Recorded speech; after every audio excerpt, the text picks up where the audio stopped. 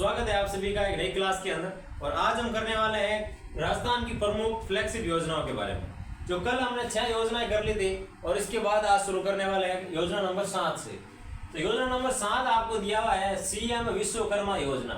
इसकी शुरुआत होती है 22 अगस्त 2024 से और इसमें फायदा मिलने वाला है श्रमिकों को, पत्र विक्रेताओं को और लोक कलाकारों को। तो इन तीनों को इसमें फायदा मिलने वाला है। कोई भी जैसे बीमा का मान लो और कोई लोन मान लो, बिना ब्याज के लोन मिलेगा तो इन 3 श्रेणी वालों को मिलेगा, श्रमिकों को मिलेगा और पत्र विक्रेताओं को मिलेगा और लोक कलाकारों को मिलने वाला है। इसके बाद आपको दिया हुआ है सीएम मंगला पशु बीमा योजना, यानी कि पशुओं के जो बीमा के लिए आपको दिया गया योजना दी हुई है कि अगर पशु की बाई चांस मान लो किसी आकस्मिक कारण की वजह से मौत हो जाती है तो किसान को संबल के रूप में उस पशु के बीमा राशि रूप में दी जाएगी, कोई राशि दी जाएगी ताकि उसको थोड़ा सहयोग मिल सके। ठीक है, तो इसके तहत क्या दिया हुआ देखो कि इसमें सबसे पहले तो जो लिमिट दे रखी है वो है 5 लाख गायों के ऊपर मिलेगा लोन और 5 लाख की भैंस पर लोन मिलेगा और 5 लाख बकरी, 5 लाख भेड़ और 1 लाख ऊँटों पर ब्याज या लोन मिलने वाला है। ठीक है, यानी कि जो प्रथम पंजीकरण होगा तो उसमें शुरुआत से प्रथम 5 लाख जो पंजीकरण होंगे उन्हीं को फायदा मिलने वाला है। गायों के अंदर, भैंस के अंदर, बकरी के अंदर और भेड़ के अंदर। और ऊँटों के अंदर है कि प्रथम 1 लाख जो पंजीकरण होंगे शुरुआत वाले उन्हीं को फायदा मिलेगा प्रथम चरण के अंदर। दूसरे चरण की बात बाद में करेंगे, ठीक है ना। तो प्रथम चरण में गायों की लिमिट रखी है 5 लाख, भैंस भी 5 लाख, बकरी भी 5 लाख, भेड़ भी 5 लाख, लेकिन ऊँटों की संख्या कितनी बताई हुई है? प्रथम 1 लाख ऊँटों पर ही फायदा मिलने वाला है। ठीक है ना।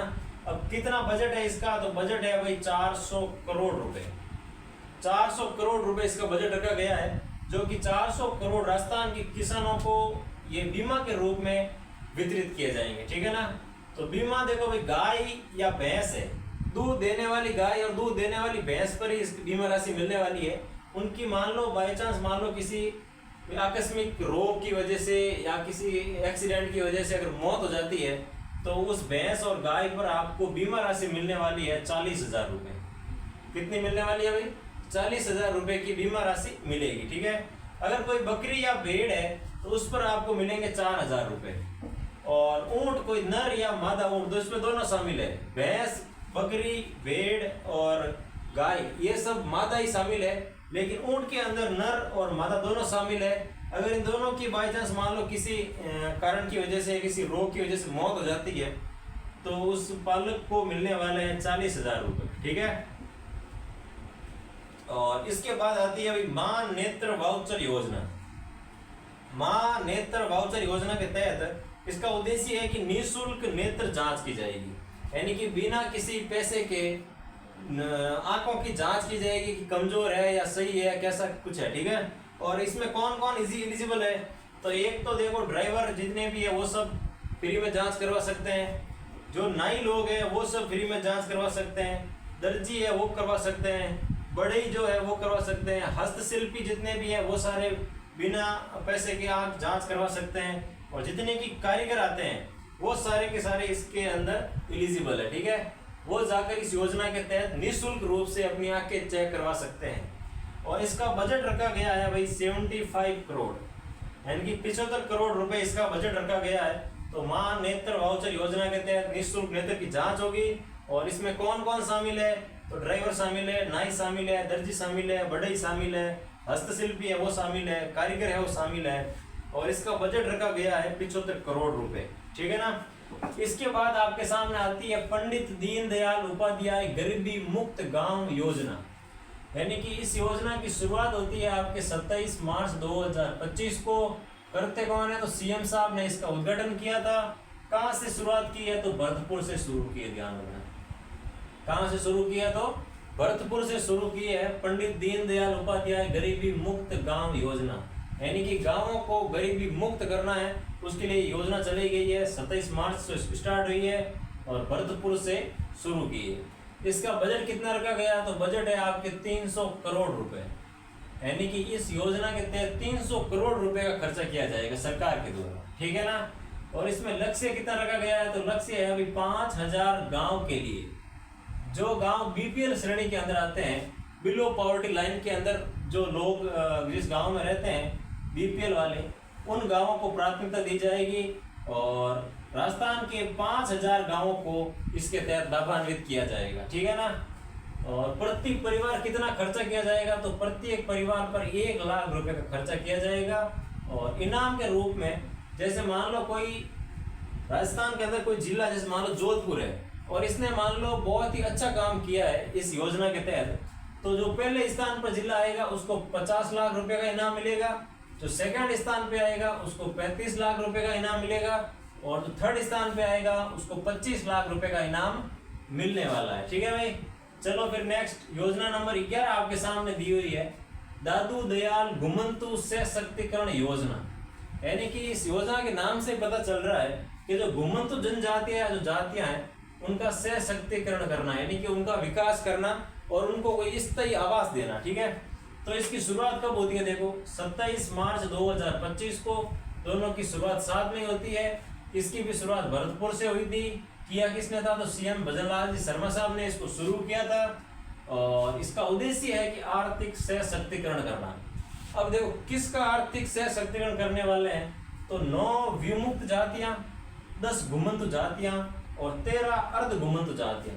तो ये आंकड़े ध्यान रखना भाई, कितने विमुक्त जातियां हैं तो 9 है, कितने घुमंतु जातियां हैं तो 10 है और कितने अर्ध घुमंतु जातियां हैं तो 13 है। ठीक है ना।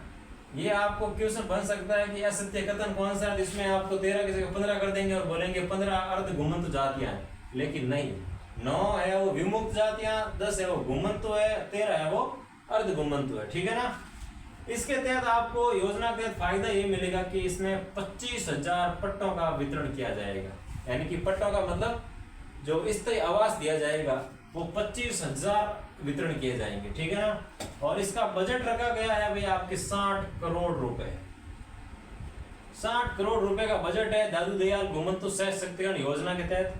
और इसके बाद आती है योजना नंबर 12 जो है भाई घर घर औषधि योजना। ये बहुत ही इंपॉर्टेंट योजना है भाई।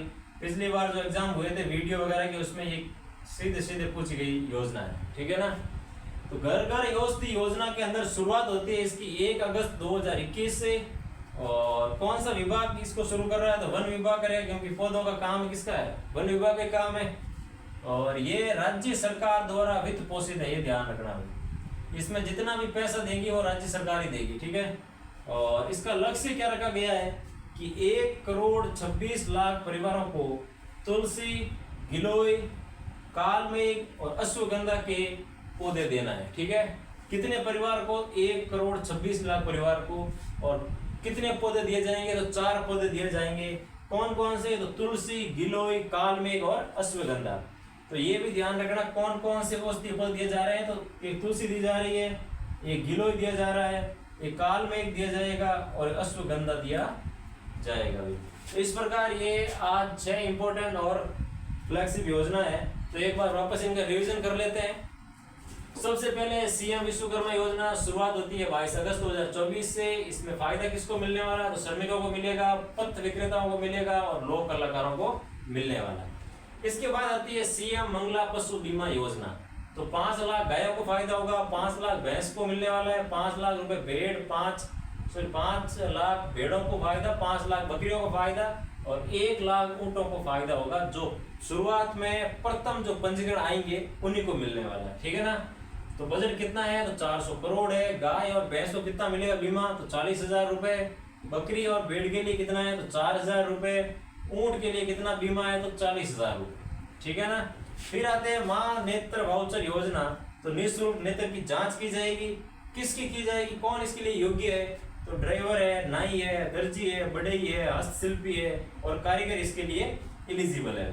बजट कितना रखा गया है आंख की जांच करने के लिए, तो 75 करोड़ रुपए इसका बजट रखा गया है। ठीक है ना। कि अगर हम फ्री में आके जांच करेंगे तो 75 करोड़ रुपए का खर्चा आएगा, वो अलग से सरकार ने अपना निकाल लिया। ठीक है ना भाई। इसके बाद आते हैं पंडित दीनदयाल उपाध्याय गरीबी मुक्त गांव योजना। तो 27 मार्च 2025 से शुरू होती है। सीएम साहब ने इसकी शुरुआत की है और कहाँ से की है, तो भरतपुर से शुरू की है भाई। ठीक है।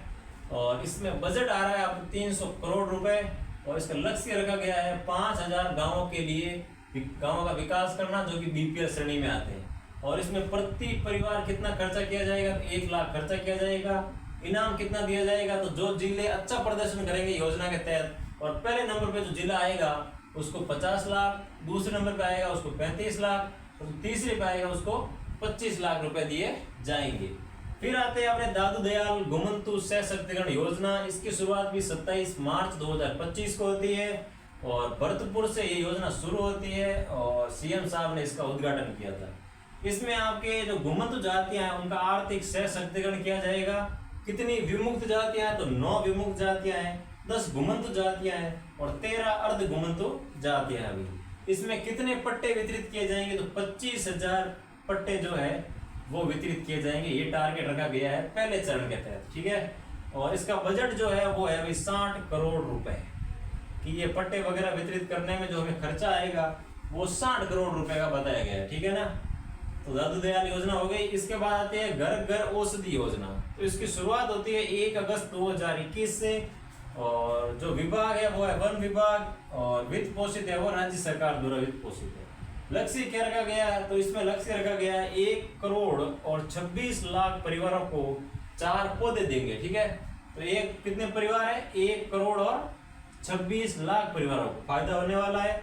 और फायदे में क्या होने वाला है, तो इसमें 4 पौधे दिए जाएंगे भाई। तुलसी का पौधा दिया जाएगा, गिलोय का पौधा दिया जाएगा, कालमे का पौधा दिया जाएगा और अश्वगंधा का पौधा दिया जाएगा, ठीक है। और इन पौधों ये है प्रथम चरण के तहत 4 पौधे दिए जाएंगे और प्रत्येक परिवार को 3 बार दिए जाएंगे, ठीक है ना। एक बार दिए आपको, अगली साल और देंगे, उससे अगली साल और देंगे। तो इसके तहत 1 करोड़ और 26 लाख परिवारों को टारगेट किया जाएगा, ठीक है ना। इसी के तहत ये थी अपनी 6 प्रमुख जो योजना है, फ्लैगशिप योजना है, वो इससे आगे करेंगे हम कल, ठीक है। फिर थैंक यू।